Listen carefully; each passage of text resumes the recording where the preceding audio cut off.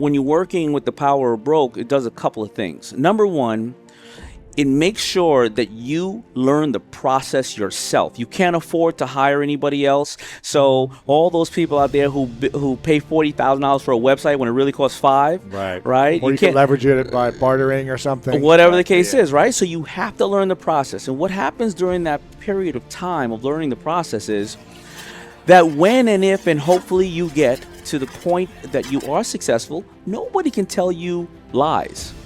You can't have somebody say, well, I'm not going to tell you about shipping because, you're firing me and I got to go work it out yourself. I said, get the hell out of the way. I've been doing this for 8 years myself, right?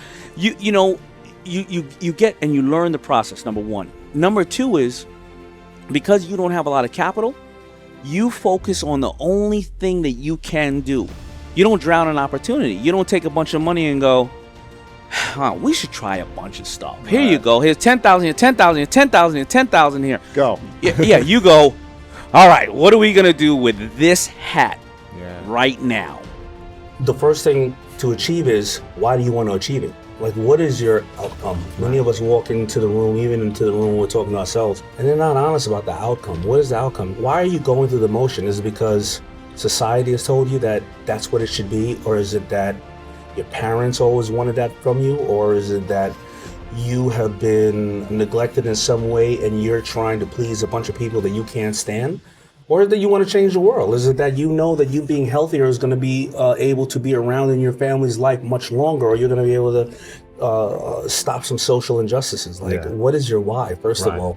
I just started looking at all the best things in my life, the people that I get to motivate, the fact that a little brown boy who's dyslexic from Queens with no money, no nothing, came up in the world, and hopefully I can empower the next little brown boy, little brown girl, or anybody of any color, culture, or sexual preference to be not the next Damon John, be the next Steve Jobs, Warren Buffett, Oprah Winfrey, or President Barack Obama. If I can do that, then maybe that's what my life was, that's what God put me on this earth for. It made me also want to leave my daughters a legacy.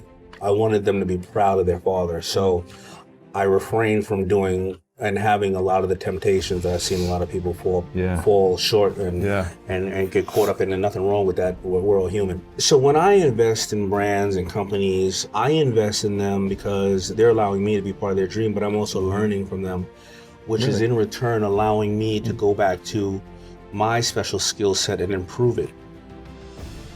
I was watching a show where a girl she was now living in nature, but she said, I lived in Ireland and I was fighting every weekend in clubs and bars, and I realized I was working and I was so miserable, so that was my release. So I was working to fight because I was so damn miserable with my life. And then she started to find causes that she liked. She stayed at the job, but she would go home at night and put some time into causes that she liked. And she got able to get out of that circumstance and move to someplace else, and now she's doing what she loves. But people don't know their why. But people always say, well, I want to be a millionaire. Well, what are you going to do when you get $1 million? Right. What are you going to do with the money? Some people go, I'm just going to keep making money. Well, okay, you're going to be a millionaire. So if over 65% of the lotto winners are broke 3 years after winning lotto, same thing with athletes. And football players, And football players, 3 years out of the league.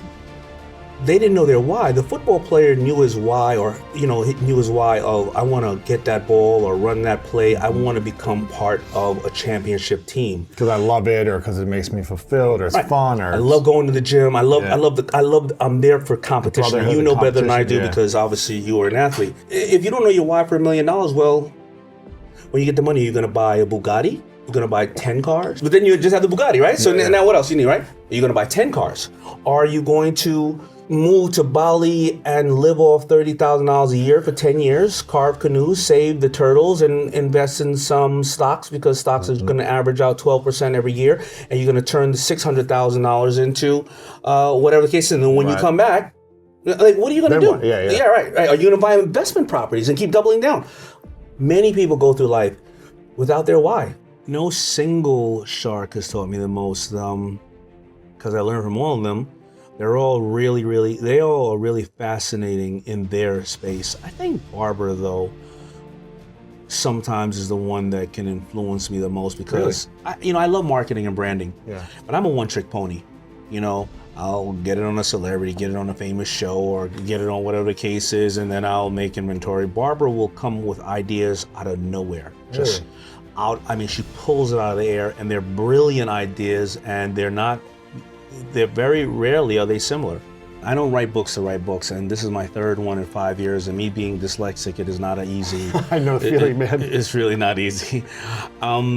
I think that a lot of people out there are misinformed. They need information, and I think if you look at some, a lot of your books, my books, and various other people, and we happen to know each other, but I believe that if you read a vast amount of things and you start to see that all these people don't know each other, but they're all saying something very similar, and if you're applying that to your life, that's how it happened to me by reading Napoleon Hill, Think and Grow Rich, or Greatest Salesman of Babylon, or Blue Ocean Strategies, all these, and I started to see these things that come together. It gives you it gives you more power to go out and execute. So the reason I wrote this book is because a lot of people that came up to me and started saying, I can't take control of my life, or I've heard people say, or act like somebody else is supposed to issue them power, or somebody took power away from them. And I realized that people always thought negotiation, first of all, you're negotiating every minute of your life. And I realized that people always thought negotiations purely transactional. When you get to the table, I'm sitting across from you, right? And it's not. It's about building influence. Then it's transactional, and the transaction needs to be what's in it for the person across the table, not what's in it for you. And then more importantly, it's developing that relationship and letting it grow over the course of time, and doing 10, 20, 30, 40 other deals, or having 10, 20, 30, 40 other people telling other people how great you are to do other deals. And people always thought that it was like that. So I ended up putting in the book. They say that the one who says the number first is the one that loses, and things of that nature. I actually like the negotiation part of laying it on the table. Here's where I'm at with this. Here's what I seek. Here's what I want. Here's what I want, and here's what value that I could bring to you. And I think it just takes the question out of the room. But what if you could have gotten more? Then you could have gotten more. But what if you say something to somebody? Well, we're not even in that ballpark. Right? You can always upsell. You can always say, here's where I would like to be, and then someone will say, and here's what I'm willing to give. And they'll be like, well, we want more than that. I'll be like, okay, but I gave you where I was at, but it cost me more. Right. It cost me more time, or energy, or product, or inventory, or whatever the case is, or relationships. Yeah.